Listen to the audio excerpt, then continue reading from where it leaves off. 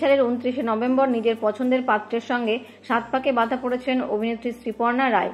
বিয়ের পরে স্বামী শুভদীপের সঙ্গে নানান জায়গায় ঘুরতেও যান অভিনেত্রী। হানিমুন থেকে শুরু করে স্বামীর সঙ্গে কাটানো বিভিন্ন মুহূর্তের ছবি সোশ্যাল মিডিয়ায় পোস্ট করেন এই অভিনেত্রী। তবে আচমকাই সোশ্যাল মিডিয়া থেকে স্বামীর সঙ্গে সমস্ত ছবি এবং ভিডিও মুছলেন শ্রীপর্ণা।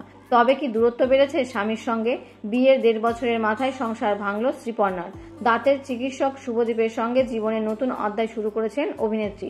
এমনকি বিয়ের পরে অভিনয় জগৎ থেকেও বিরতি নেন তিনি। বিয়ের পরে চুটিয়ে সংসার করতে দেখা যায় তাকে। কিছুদিন আগে গিয়েছে জামাইষষ্ঠী।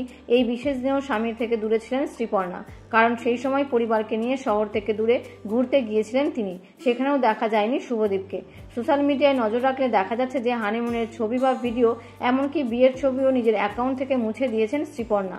তবে কি দূরত্ব বেড়েছে শ্রীপর্ণা এবং শুভদীপের মধ্যে, নাকি ব্যস্ততার কারণে একে অপর থেকে দূরে সরে গিয়েছেন তারা?